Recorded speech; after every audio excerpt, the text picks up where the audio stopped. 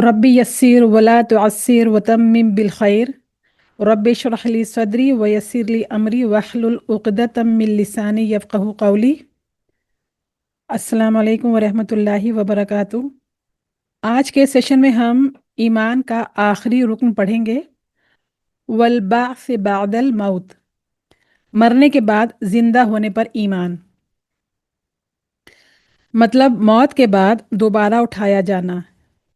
हम पहले पढ़ चुके हैं कि हज़रत इसराफील अलैहिस्सलाम सूर फूकेंगे और उसकी आवाज़ इस कदर सख्त होगी कि उसके सदमे से सब मर जाएंगे।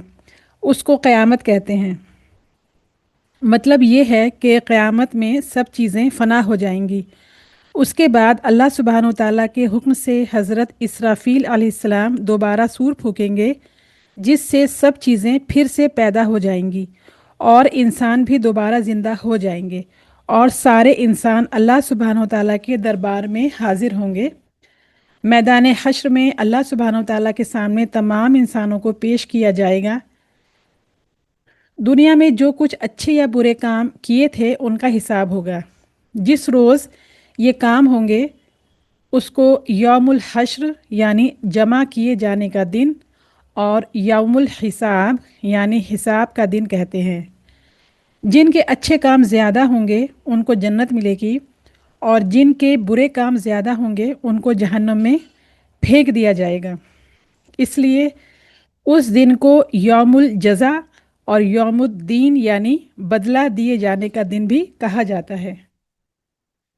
हम ईमान रखते हैं कि जब इंसान मर जाता है तो उसकी ज़िंदगी ख़त्म नहीं होती।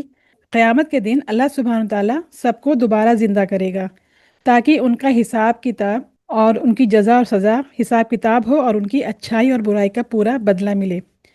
मिसाल के तौर पर जैसे हम स्कूल या कॉलेज में एग्ज़ाम्स देते हैं, टेस्ट देते हैं और बाद में उसका रिज़ल्ट मिलता है, वैसे ही ये दुनिया जो है एग्ज़ामिनेशन हॉल है, ये ज़िंदगी टेस्ट है।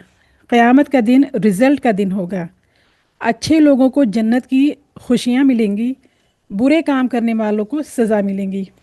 वल बाअस बादल मौत, हम ईमान रखते हैं कि अल्लाह सुब्हानहू तआला हमें मौत के बाद दोबारा ज़िंदा करेगा।